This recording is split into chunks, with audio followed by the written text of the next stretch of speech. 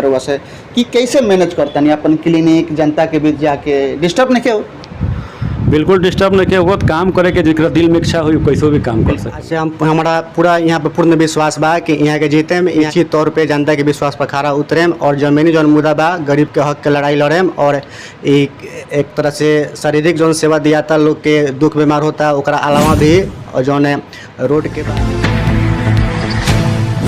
नमस्कार, हम बानी अमरजीत कुमार गिरी रउआ देखतानी भोजपुरिया झकोरा। आज हम पहुंचल बानी सिवान जिला के लकड़ी नबीगंज प्रखंड के जिला परिषद क्षेत्र संख्या 37 में बानी। चुनाव जैसे जैसे नज़दीक आवता वैसे वैसे घमासान बढ़त जाता। आज हम बानी जिला परिषद क्षेत्र संख्या 37 के भावी प्रत्याशी डॉक्टर फैजान साहब के पास। लगातार जनता के सेवा करतनी और क्षेत्र भ्रमण के दौरान कहीं ना कहीं भोजपुरिया झकोरा के टीम के भी एगो आवाज़ सुनाई देता, ओकर नाम बा डॉक्टर फैजान। रउआ सब पिछला दिन भी डॉक्टर फैजान साहब के इंटरव्यू भोजपुरिया झकोरा के कैमरा पर, भोजपुरिया झकोरा के स्क्रीन पर, भोजपुरिया झकोरा के चैनल पर देखे के मिलल हुई। आज फिर देखे के मिली काहे कि चुनाव अब काफ़ी करीब आ चुकल बा। डॉक्टर साहब का सोचतानी, कैसे मैनेज करतानी अपन क्लिनिक और जनता के बीच जाके जनता के सेवा। हालांकि सेवा में लगातार यहाँ के लागल बानी 24 घंटा। तमाम बातचीत हुई, सीधे चलतनी हम डॉक्टर फैजान साहब के पास में और बात करें। डॉक्टर साहब और स्वागत बा हमारे चैनल में दोबारा। नमस्कार, आपके चैनल के माध्यम से तमाम 37 जिला परिषद क्षेत्र के जनता को हार्दिक हार्दिक शुभकामना, धन्यवाद। डॉक्टर साहब, चुनाव नज़दीक आ गई बा, मन में का चलता डॉक्टर साहब के? मन में यह चलता कि पिछला 1 साल से हमने के चुनाव के तैयारी चल रहा बा। मन में यह हमने के बा कि जौन लोग जनता जनार्दन के विश्वास बा वो विश्वास हमने के खड़ा उतरी सन। एगो सेवा हमने के करते बनी सन, दोसर का सेवा के अगर मौका बढ़िया से मिली तो ओकरा के और बढ़िया से हमने के सेवा के विस्तार सही ढंग से हमने करें। बिल्कुल, पहिलका सेवा तो होते बाद दोसर का सेवा भी शुरू हो जाए जब जनता मौका दे। क्षेत्र में भ्रमण के दौरान डॉक्टर साहब ध्यान से सुने कि एगो सुगबुगाहट, एगो नाम डॉक्टर फैजान के नाम से सुनाई देता। का इस सुगबुगाहट का ये आवाज़ जीत में तब्दील कर पाई? जी बिल्कुल, जनता आपके बदलाव के मूड में बा। पिछला जे भी जिला परिषद प्रत्याशी आपके भइल चारों, वो सब लोग भागम भांग वाला भइल बा। एक से दोबारा कभी कोई ना भइल, ना आज तक कोई क्षेत्र में भर कर भइल। तो इसे हमने सबन के लोग जानता कि डॉक्टर साहब तो कहीं जाएब ना। आज 6 साल से हमने के अपन सेवा में उपलब्ध बानी सन। मदारपुर में कोरोना काल में भी हमने के सेवा दिले बानी सन 24 घंटा। वो सेवा के जनता हमने के आपकी आशीर्वाद दी। बिल्कुल, कोरोना काल में डॉक्टर साहब लागल रह गए नहीं, तमाम पदाधिकारी अधिकारी लोग पहुँचल। अच्छा डॉक्टर साहब, एगो सवाल हम पूछें, बहुत अधिकारी पदाधिकारी लोग पहुँचल लेकिन रउआ फिर भी ना मनी सेवा जारी रखनी, एक ऊपर का कहें? 2 बार सिविल सर्जन महोदय हमने के खुद जो हमने के डॉक्टर के अध्यक्ष बने वहाँ के पहुँचने बोले कि सर कहीं आपको खतरा मत हो जाए, थोड़ा सा आप अपना ध्यान रखिए। मगर सर ये लोग गरीब जनता है, लोकल जनता है, रात इन लोग के बीच में रहना, ये लोग कहीं बाहरी कोई नहीं है, इन लोगों का सिर्फ सर्दी खांसी बुखार हुआ, उन्हीं लोग का हम लोग सेवा कर रहे हैं। आप लोग बेझिझक रहिए, आप लोग हम लोग को किसी इन लोगों का बस सेवा करने दीजिए। लेकिन तो सर्दी खांसी से ही कोरोना के सिम्टम्स रहता है, डर ना लगता रहे? तो बाहरी लोग तो कोई रहोगे ना, जो भी रहोगे सो लोकले रहोगे, पूरा जाँच पड़ताल करके हमने के सब इलाज कर ले। इतना निडर कैसे डॉक्टर साहब? कोरोना में सब कोई लुका गए, डॉक्टर साहब लागल रह गए नहीं? बस दिल में एगो भावना रहे कि सेवा के भावना बा, गरीब जनता के सेवा हमने करते हैं सन। आखिर जो हमने खास मरीज लोग कहाँ जाए, इतना दूर से मरीज हमने के एगो लेके चले लगे, हम चले तो डॉक्टर साहब लगे हमने के इलाज हो जाए, बढ़िया सुविधा मिली, तो बेचारों वो लोग कहाँ जाए, गरीब के साथ की सेवा कैसे हो पाए? बिल्कुल, सेवा के भावना से डॉक्टर साहब कोरोना काल में भी बड़ा मतलब कि अपन सेवा दिले बनी, अपन भूमिका निभैले बनी। डॉक्टर साहब, एक और सवाल पर हुआ से कि कैसे मैनेज करता नहीं अपन क्लिनिक जनता के बीच जाके, डिस्टर्ब नहीं क्यों? बिल्कुल डिस्टर्ब नहीं किया, बहुत काम करे के जिक्र दिल में इच्छा हुई कैसे भी काम कर सकेला।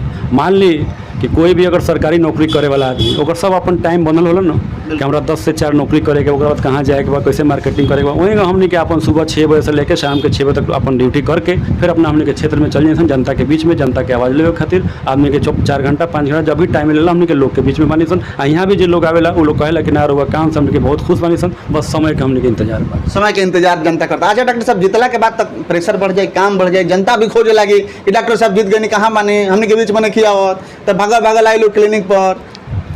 ऐसा कोई बात नहीं के एगो सेवा आदमी करते बा, दूसर का भी सेवा हुई। जैसन समय आई हमने को परिस्थिति में हमने के समय निकाल के हमेशा जनता के बीच में खड़ा उतरे सन। ऐसा कोई मौके ना दे सन जैसे जनता से कुछ कहे के मौका मिलो, ए लेके अपने भी लाज के यार खड़े के बा, गरिमा के ख्याल रखे, अपन कुर्सी के ख्याल रखे के बा, ताकि जगह जनता के विश्वास बा, वो विश्वास हमने खड़ा उतरे सन। आ कोई भी आदमी जे भी वादा करी सब वादा के पूरा करी।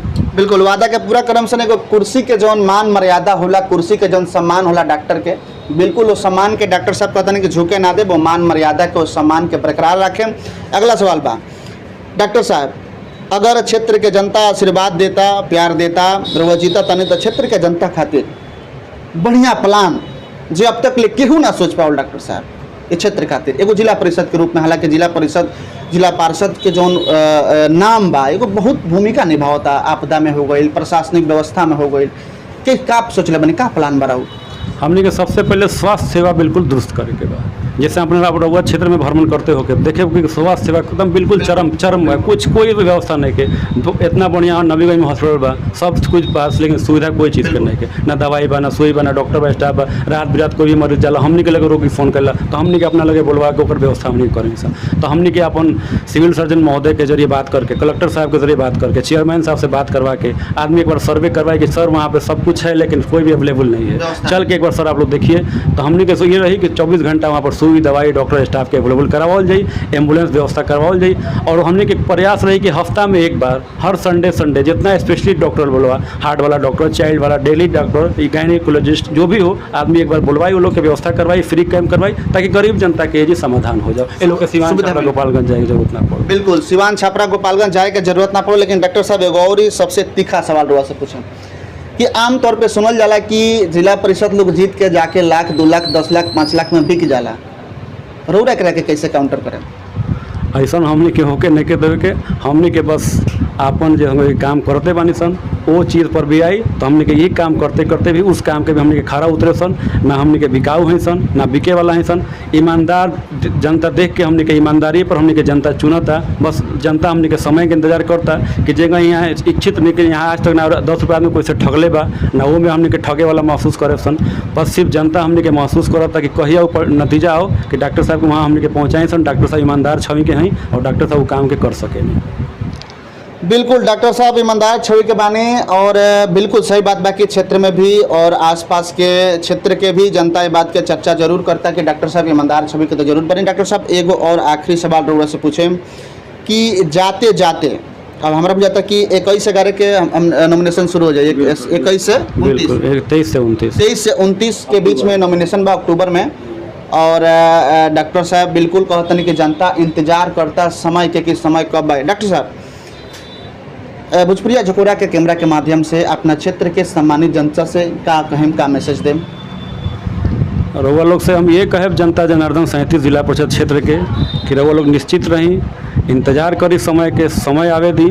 और रउआ लोग जगह हमने के वादा कैले बानी सन वादा पर रउआ लोग से खड़ा उतरे सन। और रउआ लोग बस ये प्रयास करी कि ईमानदार छवि जो शिक्षित बा, जो लायक बा, जो अपन पद के गरिमा के ख्याल, कुर्सी के ख्याल करते हुए रउआ लोग से वादा करता, ओकरा के अपना वादा पूरा करे के एक बार मौका दी। बहुत बहुत धन्यवाद। धन्यवाद। तो यहाँ कर यहाँ डॉक्टर फैजान साहब और बहुत बड़ी बेबाकी से यहाँ के अपन बात कर रखी ले, मुस्कुराते हुए अपन बात रखी ले और बिल्कुल कहते हैं कि एगो मान मर्यादा हमने के बनौले बने सन और कभी हम ना चाहे कि वो मान मर्यादा के धूमिल हो जाओ सिर्फ एगो मतलब कि जिला परिषद की कुर्सी खातिर, चाहे थोड़ा सा लोभ लालच में।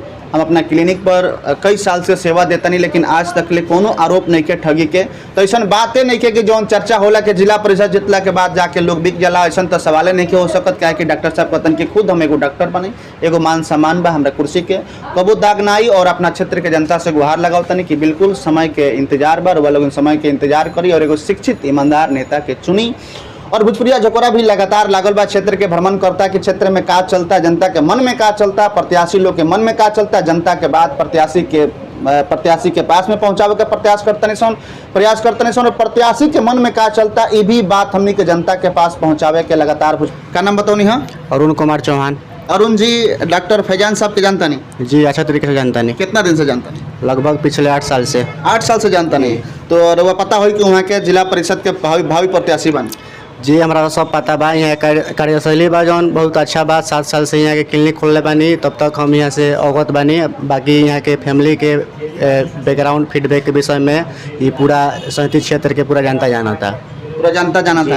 यहाँ के पॉलिटिकल फैमिली बा, अच्छा खासा अथी समाज में प्रभाव बा। यहाँ के लोग के साफ सुथरा छवि के व्यक्ति बानी लोग। यहाँ लोग के केहू ऐसा व्यक्ति ना 37 क्षेत्र के जे यहाँ लोग के फैमिली के विषय में ना जानत हुई। बिल्कुल एगो डॉक्टर बने और कहल जाला कि डॉक्टर भगवान के दोसर रूप होला, दोसर का रूप होला। तो यहाँ के चुनाव के मैदान में बने रहो, लागता कि जीतला के बाद से क्लिनिक और जनता के सेवा दोनों मैनेज कर पाए।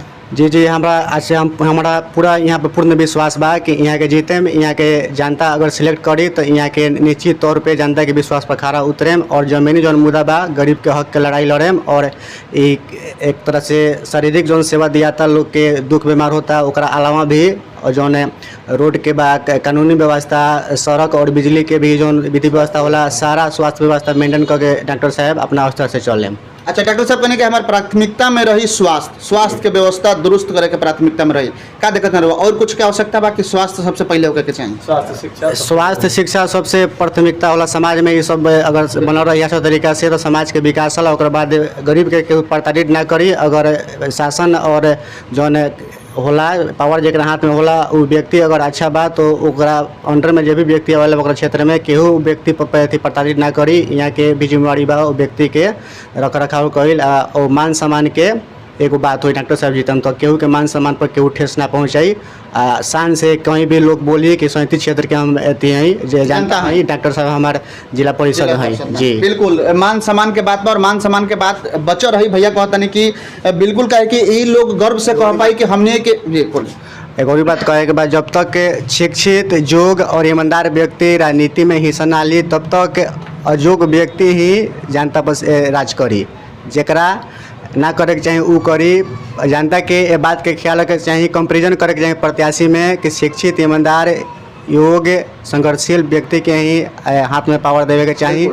न तो अशिक्षित अयोग्य व्यक्ति के अगर हाथ में शासन सौंपेम तो वो दुरुपयोग भ्रष्टाचार के एगो सबसे बड़का सदुपयोग ना करी, हमेशा दुरुपयोग करी। बिल्कुल भ्रष्टाचार अगर देश में बढ़ल बा तो कहीं ना कहीं सबसे बड़ा वजह बा कि हमनी के सत्ता जो जनता बा सत्ता ऐसा आदमी के हाथ में दे देला कि भ्रष्टाचार कमीशन खोरी हर जगह पर हर सरकारी दफ्तर में बढ़ जाला। तो कहीं ना कहीं है कि एगो बहुत मजबूत बात कहता नहीं कि कम से कम वो क्षेत्र में जौन क्षेत्र के जो जनप्रतिनिधि बा ये बात के बिल्कुल ख्याल रखे कि गरीब आदमी कहीं भी तरह से पिसाव ना, गरीब आदमी के कहीं भी तरह से पीसे सरकारी दफ्तर में सरकारी अधिकारी लोग पीसे ना, कम से कम ओकरा रक्षा और ओकरा सुरक्षा में लेके चाहिए ताकि वो सम्मान से क्षेत्र में रह सके। का नंबर आओ राजेश साहब।